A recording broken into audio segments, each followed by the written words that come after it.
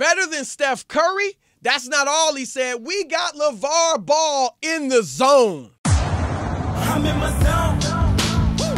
Yeah, I'm in my zone. Breaking them as they come. Who crowning at number one? Welcome to In the Zone. I'm your host, Chris Broussard, and we've got a great show for you today. But before we get into it, please make sure to subscribe to us on iTunes and SoundCloud. Give us 5 stars and tell us what you think.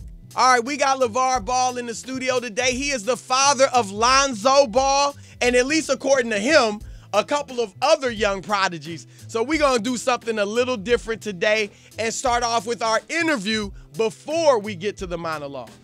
We have a special guest, LaVar Ball. It's great to have Chris, you here, man. I'm glad to be here, man. I appreciate it very much. Nah, I'm really excited about having you here. Your son, especially Lonzo, obviously, is a terrific player, so we'll get into all that. When I first met you was just last week at the UCLA-Washington game. Yes. And I came up and introduced myself to you, and you were like, I know who you are. Right. I'm putting together a list. So tell me about that list. Don't worry about it. You'll figure out when you're on it when I get to talking to you. You said I'm on the list. And here's the thing.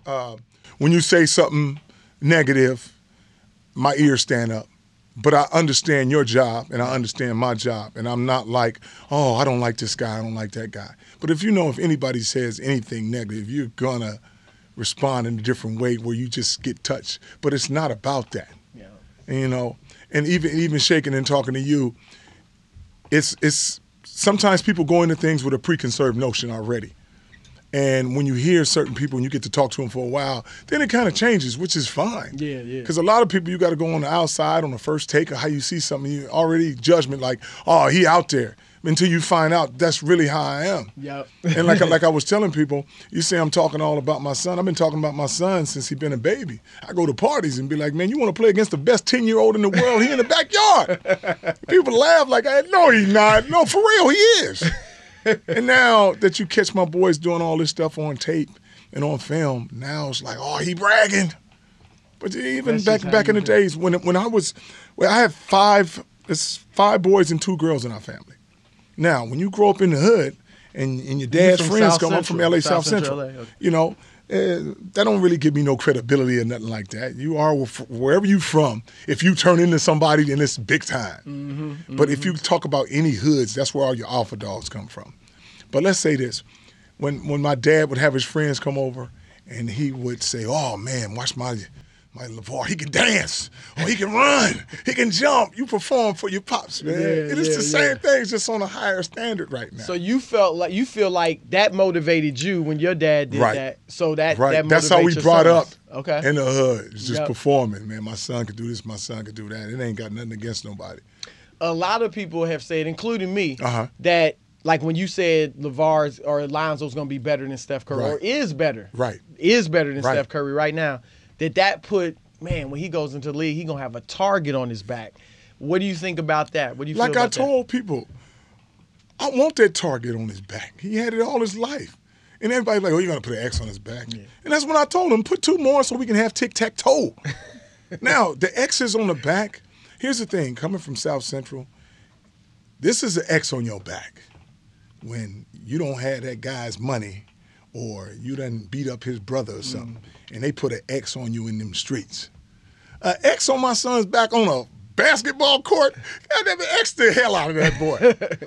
But anything worth taking, and you want to be good, they coming after you. You don't think you're going to slide in the NBA and they don't want nothing? Just like they said, oh, so you Lonzo Ball, the one LaVar been talking about, I want you. Basketball ain't 1-on-1, it's 5-on-5. And while you doing that, Lonzo gonna be thinking in his head. So you the one they call Westbrook. You the one they call LeBron. Yeah, dude. If you want to be the best player in the world, you got to go after those guys. So is that why you picked when you said he's better than Steph? Is that why you picked Steph because he was a 2-time MVP? No, I didn't pick Steph. So they asked everybody else picked Steph. Why? No, I mean when you said he's gonna be better than Steph or he's better than Steph. They asked why me, not Chris Paul, Westbrook, whoever, Damian Lillard? They're not gonna say Damian Lillard. All of them too dark. You got to find the light skinned ones To compare, to compare right? them. Yeah, who does my middle shout look like? Oh my God, all those players. He looks like Klay Thompson, and he shoots like him too. It's just like okay, and it's like everybody's trying to compare him to somebody, but they take a little bit of everybody's game, and guess what? You can't compare them. They the new breeds, the ball boys. They different. They bring different, something baby. new. It's new. Okay. So when you say he's better than Steph, I mean, what about Westbrook? What about, Chris Paul, some of the other great players All in the those league? guys, I don't know what they do when they work out, but I know what my boy does. That's why I say he's like that. Okay. It's not going to be an easy road when you're going on that next level. But here's the thing I do know. My son is willing to put in that work and fight to be that dude. Like I've always told him, man, you don't play nothing or do anything for the money. If you had a passion to do it and you happen to get paid, you've won in life. True. Like my passion is personal training guys to get better. So is that what you do for a That's living? what I do for a personal living. training? Okay. Yes, I don't go nowhere. Everybody come to the house. I ain't got to do nothing, man. Get up when I want. I'm having a good time. Like everybody's saying, oh, he's exploiting his kids and this and that. He's trying to get the money. No. How you exploit something that's yours? Those are my boys. I built them like that. So it ain't no exploitation, but I'm going to build a wealth around them that not only on the court they're going to make history, but they're going to make it off. So obviously it was huge news. He's better than Steph. Yes. Does Lonzo come to you and be like, does he ever be like, Dad, you say I'm better than Steph? Like, what you doing? Or he just... First of all, he can't come to me and be asking me nothing like that. I didn't raise that boy to be like that. Am I better than him? You better know you better than everybody until they beat you. Now, Steph just got a name. I don't dislike him. I don't know. It's good that he won a couple of times. But if he didn't win anything, here's the thing. Here's something that's funny. When he did Adidas Nation, I told him that Lonzo was magic with a jump shot. Well, I don't know about that, LaVar. He's more like Kendall Marshall. Why? Because Kendall Marshall's a passer, light skin. What's Kendall Marshall doing now? Now, you don't want to compare my boy to Kendall Marshall. Now, if I was talking bad, say, oh, he better than Kendall Marshall, nobody going to say nothing. But you put the title behind Steph Curry of what he's done. He's done it in 2 years MVP. That's good. He has a little journey he has to take, and you're not going to realize how good he is until he finishes. And if he come up short, you're going to try to compare him to the next one. But everybody who comes in a league who's halfway decent, who you think can fly and change the game, who do you compare him to? Michael Jordan, the greatest ever. Yep. You ain't got to wait. I've been telling my boys, somebody got to be better than Jordan. Why not you since they was babies? Nobody thought nobody's going to be better than Dr. J. Until you get Michael and Magic and Bert, you're like, wow, I didn't know nobody get better than him. Just like Jordan, nobody can think nobody can get better than him. Yep. Zoe coming into the league, look at this now. He'd be the biggest guard in the NBA. Think about it. He's Biggest 6'5", PG. He's 6'7". Don't even know it. 6'7"? People don't even know Is he's he 6'7". He's taller than me. I'm 6'6", but I'm a 6'6" wide body. So I look 6'4" until you get up on me. So Lonzo's growing. He's 19, man. My wife grew early. I grew late. After I got out of high school, I went from 6'3" to 6'6". Oh, wow. Lonzo ain't even got his ball weight yet. Now, Lonzo, in high school as a senior, averaged a triple-double. Yes. You look at his numbers for UCLA, 15.7 assists, 6 rebounds. Do you think he could average a triple-double in the NBA? We're seeing Westbrook do it. You think that's something he could do going forward? Average a triple-double? Yes. On the fact that the game is faster, he plays better fast. The game is longer. If you're in there, the reason he can average a triple-double, because I've always told him, son, you're the only player that can never have a bad game. You can shoot 2 for 20, but you're going to have 14 assists, 8 rebounds, 10 steals, 8 blocks. Because of the way he plays. The way he plays like Westbrook. What I mean by Westbrook is he would do whatever it takes to win. That boy coming 100, man, he's just by himself. And you can only hit the nitro button for so long, and that's why he's going to get frustrated when he's losing, because it's just him. But the fact that he plays the game at 100 miles an hour and wants to do everything, that's why he's averaging a triple-double without even knowing. He's just helping his team win.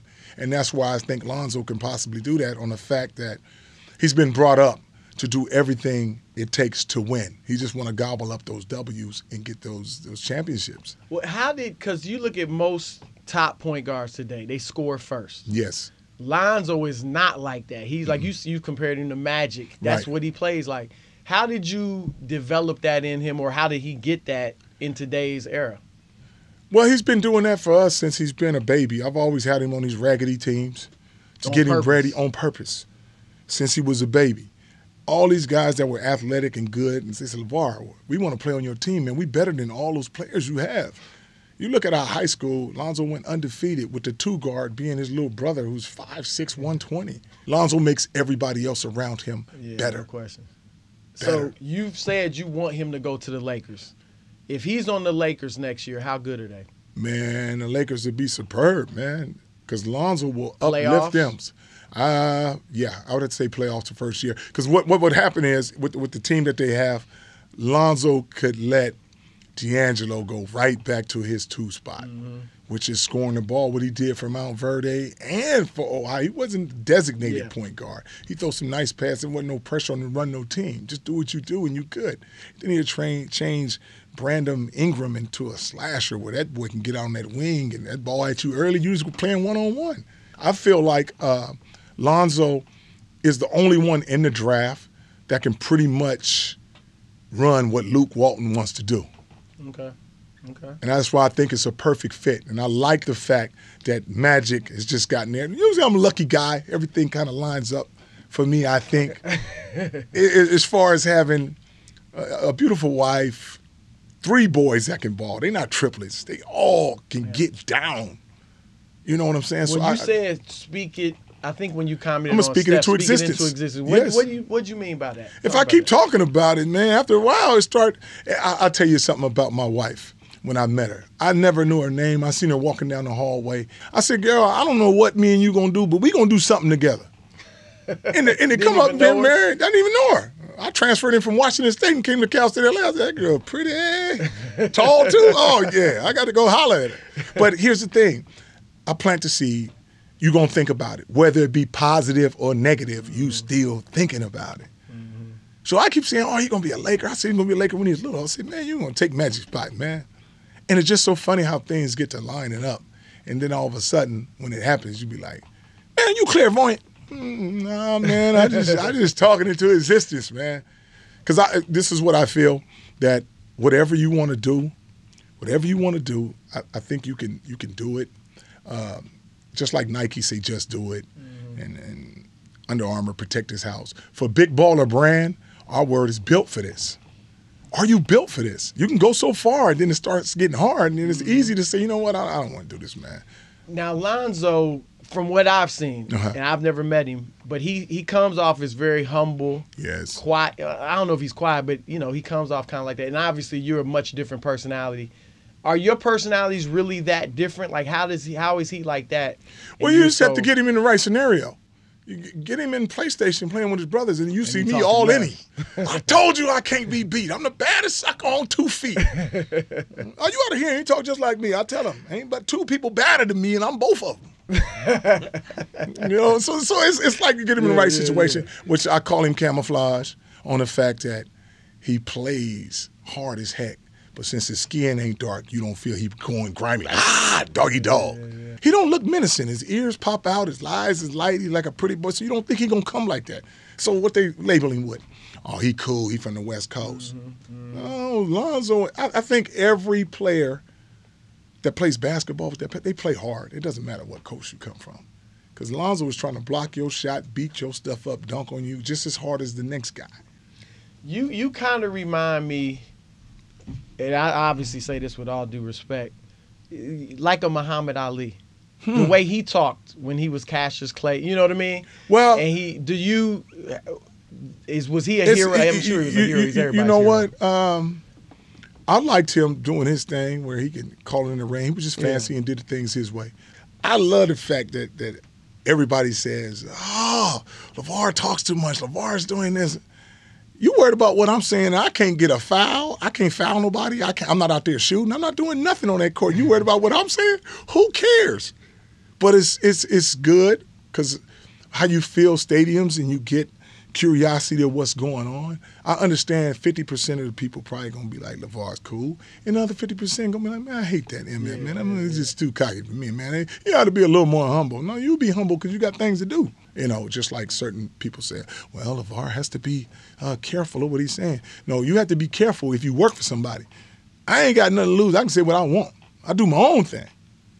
And that's where the big baller brand comes in. Well, go ahead. I like the shirt, the hat. So are you going to not go with a Nike, Adidas, Under Armour, anything with Lonzo?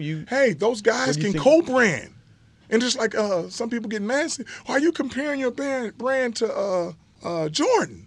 Whoa. Who else I'm going to compare it to? Well, Jordan, a lot of guys, with a brand. Well, the LeBron, all these guys co-brand. LeBron, Kobe, with Nike. Check this out. Nike gave them, they can't take that brand with them. You can't take the King sign. You keep it Big Baller. I can take Big Baller with me anytime I feel like it. If LeBron or Kobe leave Nike, I bet you don't leave and make your own Mamba sign. They say leave that sign there. That's ours that we created for you. That's what people don't get. LeBron brand, they co-brand, that's the brand Nike made for them. Ain't nobody made these triple Bs for me but me. And here's the thing. So you want to go with one of those brands but keep it Big Baller. Oh, it's going to be kept Big Baller. It's going to be kept Big Baller. If they don't want to run with it, there's a price for everybody. Like I said, the price for me to be happy, like I said, you see these 3 Bs on the hat, it's going to cost you one. And people can laugh and be like, I don't know. No, I'm not. Here's the thing. If you know what you're worth, your brand is worth, then you can get it. I'm not asking for $1 billion because I have to. I'm asking for $1 billion because I can. If you stay with Big Baller, yes, that's your brand. Y'all making sneakers? I mean, what do you think? We ain't? Hey, yes, we making sneakers. All right. The sneaker, man. We're not only going to change the stuff on the court. We're going to change it off. And people are like, what do you mean? Oh, you'll see when it happens. It's going to set a ripple effect with folks. By the draft, like, hey, is all that going to be in place by the draft? You think it wouldn't? I ain't just out here talking. People just think I'm out here. No, there's a plan. But you don't have to know it. But you'll see it when it happens. And then them haters going to be like, oh, man, the brand. If you have your own brand, that's one of the biggest things. That's ownership. I don't even care if it's worth $1 million or $10 million or $100 million. It's mine. It's our family brand. Mm-hmm. And where, here comes the thing too, not to get off the subject, but people will say, oh, LaVar, do you push your boys? No, I never push them. I lead them. If I got to push them, that's resistance. Okay. I'm not having no resistance. Either you want to do it or you don't. I tell them before day one. You know you got a better chance of winning the lottery, son, than playing where a sport. I've told them that since they was little. Okay. But if you're going to go for it, the hardest thing to do is not to work out when you have to. The hardest thing to do is work out when you don't want to. Can you work out then? And my boys, like I said, they can play hurt. They can play tired. They love the game. They have a passion for it. They can play at 2 o'clock or 1 o'clock in the morning. You a personal trainer. When did you start working them out? And what did you do a lot of unusual things to get them to this level? I didn't do no unusual things. When my boys was like 2, 3 years old, I didn't have no furniture in the living and dining room. I had them jumping off a table onto a mat to see if they can land on their feet. And then I have them jumping off of stairs.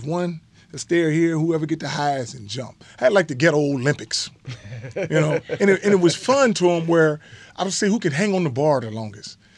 Now, you spending time with your dad every day doing this, and it's not work. It's fun to you, like brushing your teeth. That's why when people say, you've been working them out and doing this extensive training, if you know this is going to help you and make you better than most people, guess what? You're going to do it on your own.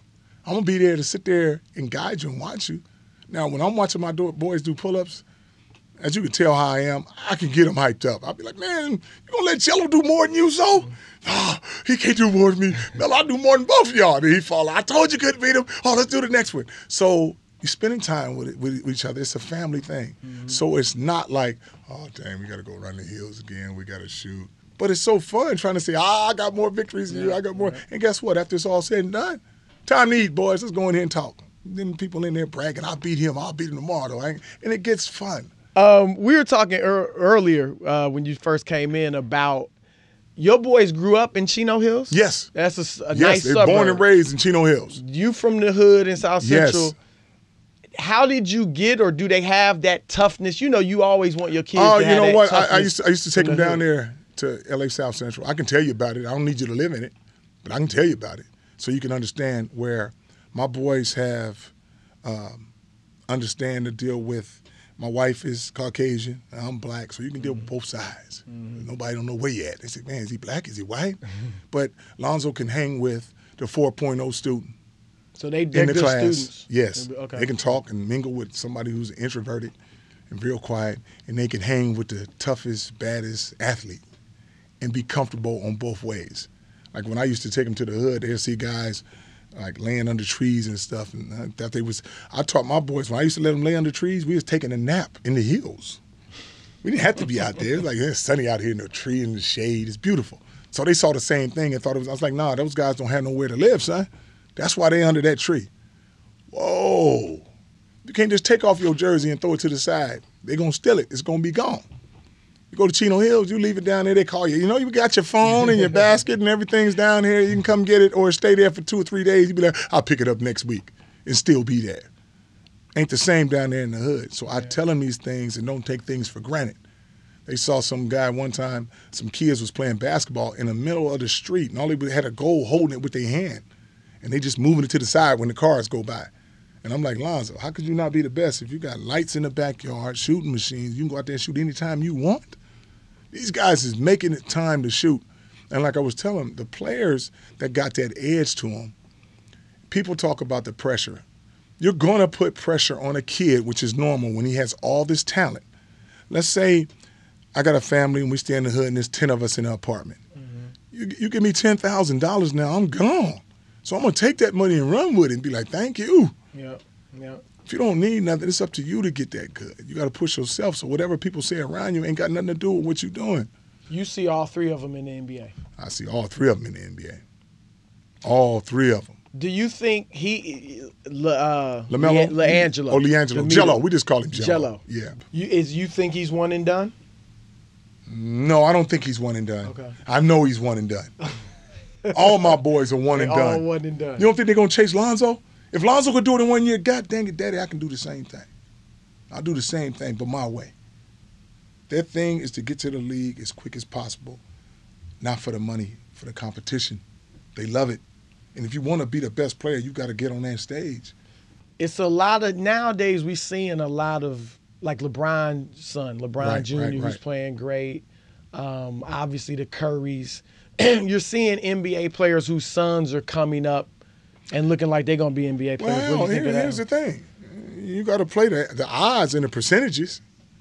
There have been a lot of great players, and all their sons are whack. Kareem got a son. No. Magic got some sons. Yeah.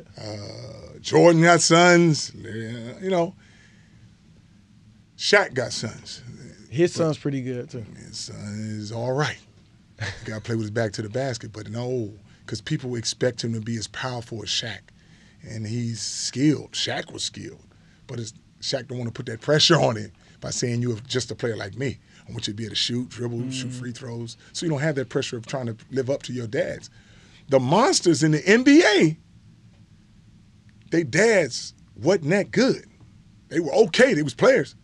But the fact that Dale Curry wasn't no all-star every day, he wasn't cold. He could shoot the ball. Yeah. But now, come on, little Steph, come in the gym with us all the time so you get a feel of this. Matter of fact, play with some of these guys while you're little. My boys are good, great, but let's say I really excelled in football and made millions and millions of dollars. Do I spend that time with them now? No. I got the off season. I got to worry about myself. Now I just buy you everything. Now I get you a trainer and hope you turn out to be okay. Where the fact that I wasn't all that allows me to spend all that time and make my boys all that. Well, you predicted in November UCLA is going to win the national championship. Yes. Do you ever worry when you make all the predictions you've made that if it doesn't happen, then what? What if UCLA doesn't win the national championship? Do you ever think about that? When? Guess what? If they don't win the championship, you know what's going to happen? Nothing. I'm going to go take a nap, eat me some donuts, and I'm going to be cool. And there's going to be some little suckers walking around. But I told you so, LaVar. And that's how you look at it. Yeah. I look at it like that. What's the big deal? Here's the thing, and my son understands that, and I told Alfred this from day one. My son ain't coming here to save no jobs. He coming here to go for that flag. To go for that flag. I need you guys on the same wavelength that I'm on. Saying, no, we're going for the championship. I'm not just having my boy go to UCLA and say, hey, he's at UCLA, I love it. No, we're going for that championship. So when I talk the way I do, Steve and them been knowing me for a while. They say, man, I'm not going to tell him to tone. That's LaVar. I know what he is. He's been like that ever since I known him. But why wouldn't he want the best? Why would my boy go for the championship? And I've had him play on all these bad teams. And I'm like, the team you got shooters, and you can bring that chemistry together. Now folks, they're Final Four. I told y'all that. You thought I was playing? It's just real deal. Because my boy, I know what he's about. We're going to get that championship. Well, look, man, you have been great. Hey, thank you. I really appreciate the Chris, time. I'm telling you, man. I'm really watching this. I'm excited to see how your boys turn out. I get it, man. And like a lot of my dudes was like, hey, LaVar, you know what Chris said? Man, that's what Chris does. He commentates and analyzes things. So you can't knock a guy from either going this way or that way until you get to know a guy. And, you know, sometimes you hear that and you be like, well, you know what, that dude all right.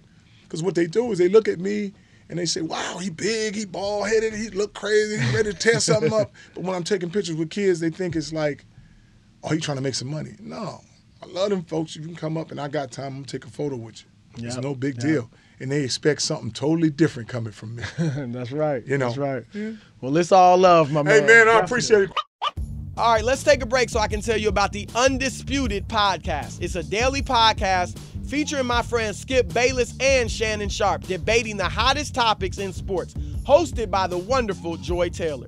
This is an unscripted and unfiltered version of the show, each day with guests that range from NBA and NFL Hall of Famers to celebrities and rappers like Lil Wayne and 2 Chainz. Subscribe on iTunes, SoundCloud, Google Play Music, or your favorite podcast app. Now, you heard LaVar Ball say he hopes his son Lonzo gets drafted by the hometown Lakers. So let's talk about the situation down at the Staples Center. With all due respect to the Boston Celtics and the New York Knicks, the Los Angeles Lakers are the flagship franchise of the NBA. Period, point blank, end of discussion. Honestly, outside of the East Coast and really just those 2 cities, no one cares whether the Celtics or the Knicks are any good. But the Lakers, they're the NBA's Cowboys, the association's Yankees. When they play better, we all feel better. That's why it's such a shame what's going on right now. Ugly infighting, embarrassing coup attempts, freaking restraining orders. The Bus family feud is such a spectacle that it'll actually get your mind off the Lakers' historic losing and uninspiring roster. But Lakers fans, don't lose heart. There is a light at the end of the tunnel. I've been saying all season long that this campaign is playing out perfectly for the purple and gold. Look, you get to play your young fellas to see who can and can't hoop, who needs to be a building block and who needs to be jettisoned. And you lose. That's important. The Lakers, as of today, have the 2nd worst record in the league, which is great because remember, if you don't finish in the top 3 of the lottery, you lose that pick to Philadelphia. But if the Lakers do keep that pick, look out. Happy days are potentially here again, and the blueprint for success would be crystal clear to me. I make the blueprint. Draft Lonzo Ball.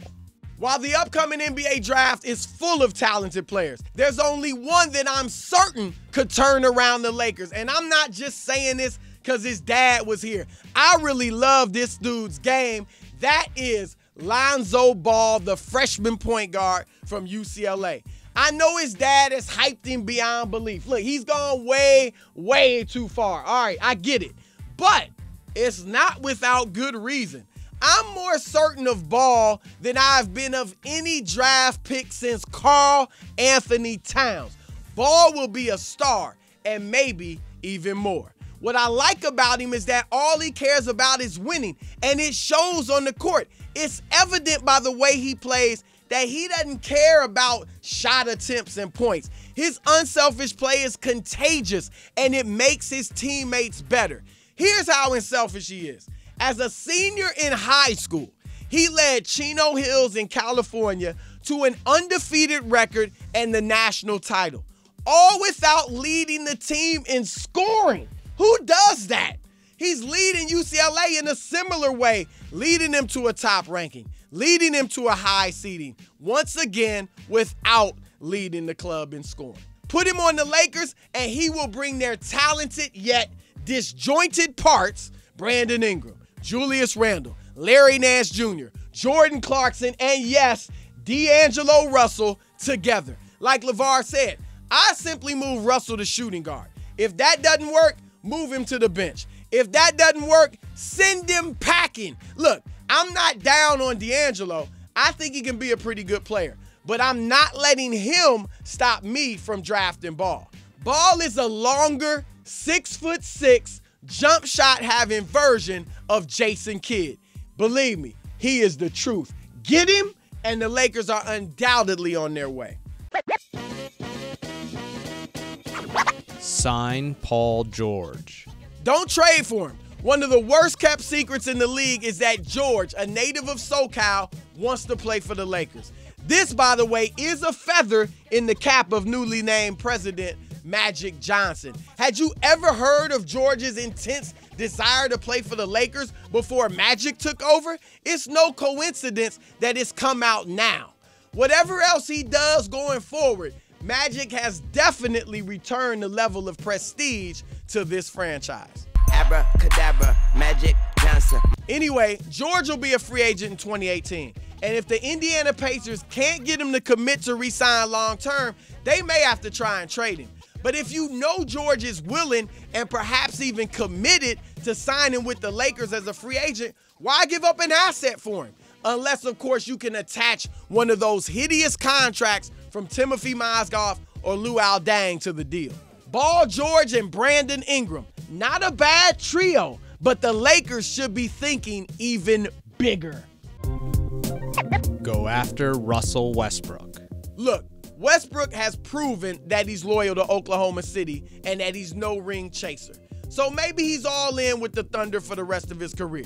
But maybe he's not. He can be a free agent in the summer of 2018, and the Lakers will have money to burn. So why not try to add George and Westbrook, another native of SoCal? Look, after doing everything possible as an individual, like averaging a triple-double and losing in the first or second round this year and next year too, they're going to go out that early. Maybe Westbrook will be itching for another chance to win big, especially if that chance is at home. Remember, Magic Johnson was his favorite player growing up.